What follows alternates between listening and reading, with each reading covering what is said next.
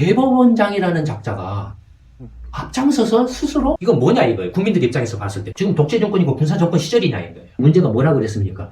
무전 유죄, 유전 무죄라고 그랬죠. 문재인 정권에서 그렇게 바뀌었어요. 유권 무죄, 무권 유죄.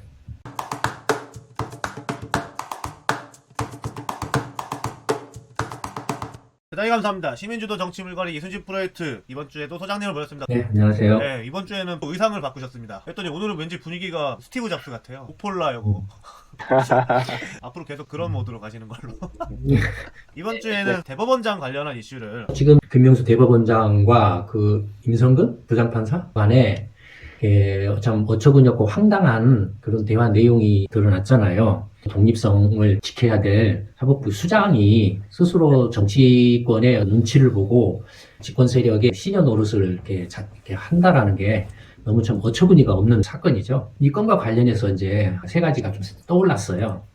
첫 번째는 뭐냐면 이제 지금 문재인 정권이 출범하면서 적폐청산하면서 핵심 중에 하나로서 이제 이른바 그 조국 등을 앞세운 이제 사법개혁이었잖아요. 지금까지 독재 정권 시절 때부터 지금까지의 사법개혁 이야기가 계속 되풀이되어 왔잖아요. 이유나 배경이 뭐냐 하면 당연히 이게 군사 정권 때 검찰이나 법원은 어땠습니까? 독재 정권의 철저한 시녀 역할이었죠. 네. 그러니까 독재 권력에 종속돼서 일반 국민들의 어떤 그 헌법이 보장하는 어떤 권리를 이렇게 탄압하는데 앞잡이 노릇을 했죠. 그러니까 그런 것들에 대한 문제의식이 굉장히 강했기 때문에 사법 개혁을 해야 된다라고 계속 이야기를 해온 거죠. 이건 뭘 말합니까? 사법부가 검찰이나 법원이 정치 권력으로부터 벗어나서 독자적인 판단과 결정을 내려서 국민들의 기본권을 보호하고 보장하는 그런 걸 의미를 했죠. 정치 권력으로부터 독립이라는 것이 사법개혁이라고 일반 국민들은 그렇게 생각을 해왔는데 문재인 정권은 지금 지금 시계반으로 거꾸로 돌리고 있는 거죠. 적폐청산이라는 이름을 앞세워가지고 결국에는 다시 검찰과 법원을 이렇게 장악하고 통제해서 자기들 마음대로 통제해서 이렇게 자기들 밑에다가 이렇게 시키는 대로 이렇게 예속시키려고 하는 거죠. 독재 정권 시절로 되돌리고 있는 거나 마찬가지죠.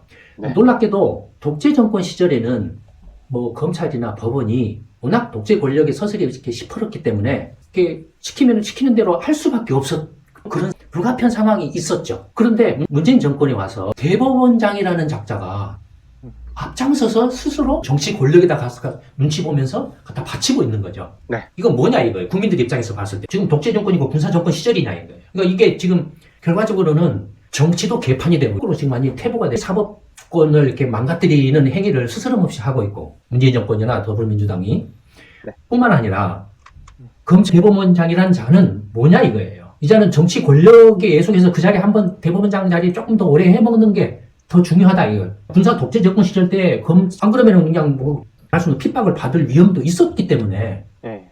어느 정도 이해를 해줄 수 있는 부분이 있다 이거예요. 근데 지금은 뭐냐 이거예요. 그러니까 더 악질적이고 더 나쁜 놈들이다라는 거예요. 그렇죠. 그게 첫 번째이고 그다음에 이제 두 번째는 뭐냐면 일반 국민들이 말하는 게 뭐죠? 사법 개혁해야 된다라고 할 때 아주 이렇게 흔하게 쓰는 말이 있죠. 무전 유죄, 유전 무죄. 과거 이제 독재 정권 시절에도 그랬고, 독재 정권 시절에도 돈 주면은 특별하게 심한 어떤 정치 사범이 아니라는 봐줬다 이거예요. 뒷돈 주면은. 근데 그게 민주화된 이후에도 오히려 그게 더 심해졌다라는 거예요. 그러니까 이건 뭐냐면은 정치 권력과 사법부 간의 독립성 문제 그 차원이 아니라 사법부 자체가 스스로 부패되어 버렸다라는 거예요. 그래서 돈 장사를 한다라는 거예요. 문재인 정권과 더불어민주당은 이걸 악용을 해 먹은 거죠. 자기들의 권력형 비리나 부정부패 행위를 수사하고 재판하지 못하도록 차단하는 방패막이로 삼기 위해서 적폐청산이 뭐냐 하면서 이렇게 악용을 해버리고 있는 거죠. 결국에 사법개혁의 정체는 무전유죄, 유전무죄를 해야 되는 건데 그걸 안 하고 이게 이제 사법개혁에 있어서 이제 두 번째 문제예요. 그다음에 사법개혁과 관련된 세 번째 문제가 뭐냐면 한국이라는 나라는 이미 기득권과 일반 그 국민들 이미 계층화돼 버렸어요. 신분사회가 돼 버렸어요. 기득권은 누구죠? 정치인, 관료들, 경제인, 또 법조인, 그다음에 언론, 경, 관, 사법 이게 이제 종교는 이렇게 또 제껴놓고 이게 이미 기득권화돼 버렸어요. 이게 그러니까 알게 모르게 서로 간에 그러니까 뭐 인맥이 됐든 혼인맥이 됐든 어떤 연주를 됐든 뭐 학연이 됐든 뭐 지연이 됐든 뭐가 됐든 이미 끼리끼리화 돼버렸어요. 그래서 이 기득권들이 어떤 짓을 해도 어떤 이렇게 불법적인 행위를 해도 여론의 지탄을 받으면 이제 여론이 확 끌어오르면은 그때는 어쩔 수 없이 수사하는 신용을 해요. 수사하는 신용을 하고 정말로 이제 너무나도 악질적에서 국민들의 분노가 가라앉지 않는 경우에는 1심 재판을 해요. 재판까지 가요. 1심까지 가요. 그 1심에서 최소한의 형을 때려요. 1심에서. 그 다음에는 시간이 지나요. 왜냐면 벌써 1심 재판할 때까지 시간이 상당히 지나버리잖아요. 시간 끌기를 하는 거예요. 그 다음에 2심으로 가면 어떻게 되죠? 거의 99%가 무죄가 나와요. 대법원 가면은, 3심 대법원 가면은 거의 100% 무죄가 나와요. 뭘 말하냐면 이미 한국이라는 나라의 사법 검찰이나 법원은 이 기득권에 대해서 기득권을 이렇게 보호하고 이렇게 기득권을 더욱더 이렇게 공고히 해주는 걸로 이미 변질돼 버렸다는 거예요. 일반 국민들이 이렇게 뭐 벌어먹고 살기 힘든 사람들이나 라면 한 봉지 훔치면 어떻게 되죠? 이 기득권, 정, 경, 관, 은, 사법, 이 법적, 이렇게 기득권화 돼버린 사람들한테 대한민국이라는 나라의 검찰과 법원은 방어막, 보호벽이에요. 이들의 불법적인 행위들을 막아주는 보호막이에요. 이런 차원에서 사법개혁이 필요한 거지. 문재인 정권이나 더불어민주당이 하는 이런 정말로 황당하고 어처구니 없는 나가서 이제 대법원장이라는 자 스스로가 정치 권력에 예속돼서 정치적인 행동을 하는 네. 이런 상황이 돼버렸죠. 이건 이제 어떻게 보면 이제 정치가 망가졌죠. 사법도 망가졌죠. 행정은 어때요? 족관리, 관리 옛날부터 망가졌죠.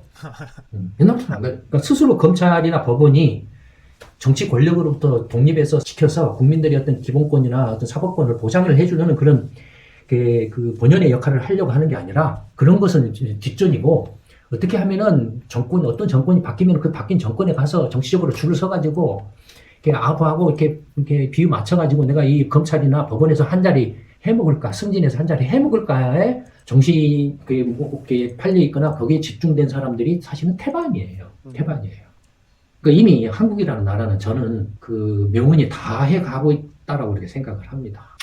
아까 사법의 문제가 뭐라 그랬습니까? 무전 유죄, 유전 무죄라고 그랬죠. 문재인 정권에서 그게 바뀌었어요. 어떻게 이렇게 망가뜨려 놓고 있냐면 유권 무죄, 무권 유죄, 권력이 있으면은 무죄, 권력이 없으면 유죄. 이렇게 이제 지금 바꿔놓고 있어요. 문재인 정권에서는 이 기득권을 내 편이 아니야. 그 기득권 중에도 기득권 안에서도 내 편만을 딱 갈라요. 갈라서 내 편이 저지른 불법적이나 범죄 행위에 대해서는 수단과 방법을 가리지 않고 무죄로 만든다는. 저게 무슨 검찰이 됐든 뭐 법원이 됐든 수단과 방법을 가리지 않고 망가뜨려 가면서까지도 무죄를 만든다. 이게 지금 그 문재인 정권과 더불어민주당이 저지르고 있는 사법농단, 사법을 망가뜨리고 있는 아주 큰 죄에 들어가. 그러니까 이거 뭐 민주주의가 어떻고 상권 분립이 없고 하는 그런 차원의 문제를 이미 넘어서 있어요. 그런 문제가 왜냐하면 이건 민주주의 정권만의 문제가 아니라는 거. 아까도 말씀드렸던 것처럼 검찰이나 법원이나 스스로가 정치 권력과 정경관언 사법국에서 기득권 형성해서 결탁을 해서 망가뜨리고 있기 때문에 같이 한국 망할 수밖에 없다. 이게 경제적으로뿐만 아니라 정치적으로, 사법적으로, 뭐 행정적으로도 망할 수밖에 없다. 그럼 이거 어떻게 해야 되느냐? 방법이 없다라는 거예요. 방법이 없다라는 게 이 사람들이 이미 기득권화돼서 그 기득권으로서 이런 짓을 스스럼 없이 하고 있기 때문에 이 사람들한테 야, 너 왜 그런 나쁜 짓을 해? 그러면 안 돼. 라고 한들 이 사람들이 개과천선해서 어느 날 갑자기 잘못했습니다. 아무튼 안 그러겠습니다. 라고 하겠냐라는 거예요. 그 다음에 이런 행태들이 이제 문재인 정권과 더불어민주당에서 노골화돼서 다음번에 이제 만약에 야당이 정권을 잡는다고 쳐봐요. 반대 행태가 나올 거라고 똑같이. 지금까지 그래왔거든요. 그래서 이런 그 기득권들을 전면적으로 물갈이 하지 않으면 그래서 방법이 없다라고 오래전부터 이야기를 해온 거예요. 새로운 대안 세력을 만들어서 정치부터 물갈이를 하고 정치 물갈이가 되면은 거기에서 입법을 통해서 이제 행정과 사법도 이렇게 개혁을 통해서 이렇게 제대로 된 21세기 이제 4차 산업혁명, 스마트 혁명 시대를 선도해나갈 수 있는 그런 나라로 이렇게 만들어가는 어떤 기반을 이렇게 만들어내지 않고서는 안 된다라는 거예요. 참 암울하군요. 어떻게 해야 될 텐데. 이수진 프로젝트에 같이 힘을 합쳐서 참여를 하시면 얼마든지 모두가 함께 더불어서 21세기를 헤쳐나갈 수 있는 그런 나라를 만들 수 있는 대안이 준비되어 있습니다. 그거 이순신 프로젝트에 한번 같이 참여해 보십시오. 정책 아카데미에 오시면 그걸 확인하실 수 있을 겁니다. 이걸 100만 명쯤 봐야 되는데 우리 영상을 많이 좀 이렇게 퍼뜨려 주십시오.